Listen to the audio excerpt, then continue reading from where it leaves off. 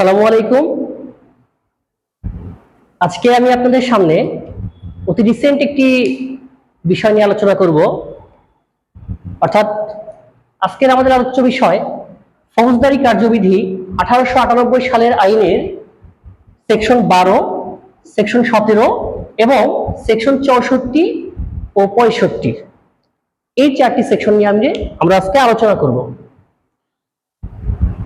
অর্থাৎ বাংলাদেশ সরকার কয়েকদিন পূর্বে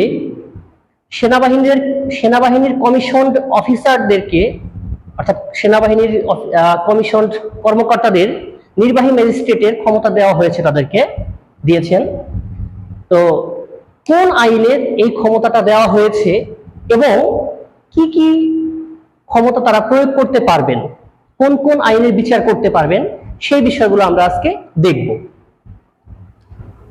প্রথমে আমরা দেখি যে সেকশন 12তে কি বলা আছে। ফৌজদারি কার্যবিধির সেকশন 12তে বলা হচ্ছে যে বিশেষ ম্যাজিস্ট্রেট অর্থাৎ স্পেশাল ম্যাজিস্ট্রেট। স্পেশাল ম্যাজিস্ট্রেট তিন ধরনের হয়। স্পেশাল ম্যাজিস্ট্রেট হচ্ছে তিন প্রকার। এক নাম্বার হচ্ছে স্পেশাল এক্সিকিউটিভ ম্যাজিস্ট্রেট।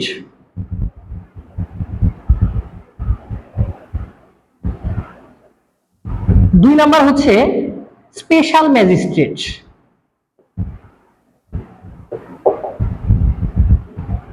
তিন নাম্বার হচ্ছে আপনার স্পেশাল মেট্রোপলিটন ম্যাজিস্ট্রেট।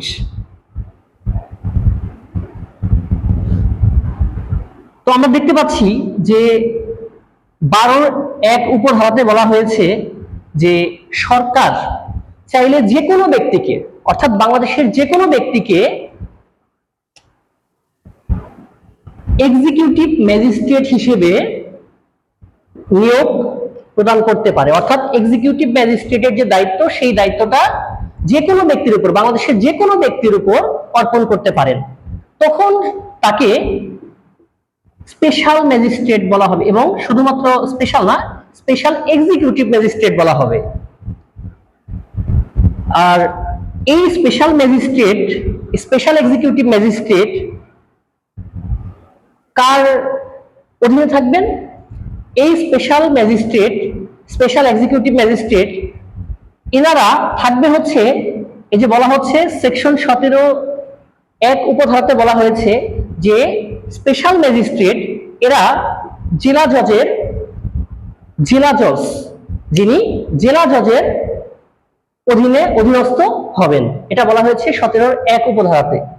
তো এই স্পেশাল ম্যাজিস্ট্রেট অর্থাৎ স্পেশাল ম্যাজিস্ট্রেট বা বিশেষ ম্যাজিস্ট্রেট, যে দায়িত্বটা সেনাবাহিনীর কমিশন অফিসারদেরকে দেওয়া হয়েছে, তারা কোন কোন আইনের বিচার করতে পারবেন, কোন কোন ধারা বলে বিচার করতে পারবেন, সেটা বলা হচ্ছে যে সেকশন 64, 65, 83, 84, 86, 95 উপধারা 2, 100, সেকশন 105, 107, 109, 110, 126, 127, 128, 130, 133 and 142 এই ধারাগুলোর অধীনে যে অপরাধ সংঘটিত হবে, সেই সকল অপরাধের বিচার স্পেশাল ম্যাজিস্ট্রেট করতে পারবেন।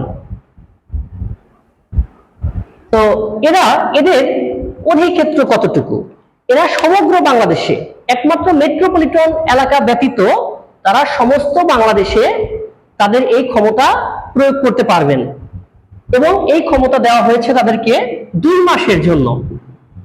এই সেনাবাহিনীর কমিশনড অফিসার বা কর্মকর্তাগণ 2 মাসের জন্য তারা স্পেশাল ম্যাজিস্ট্রেট হিসেবে, অর্থাৎ স্পেশাল এক্সিকিউটিভ ম্যাজিস্ট্রেট হিসেবে দায়িত্ব পালন করবেন।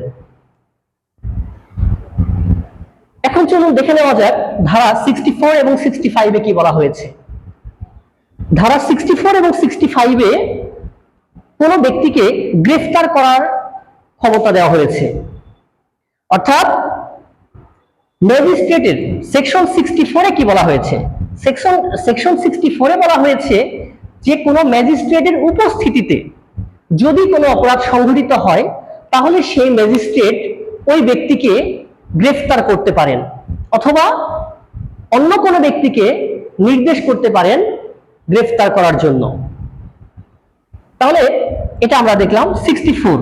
সেকশন 65-এ কি বলা হয়েছে?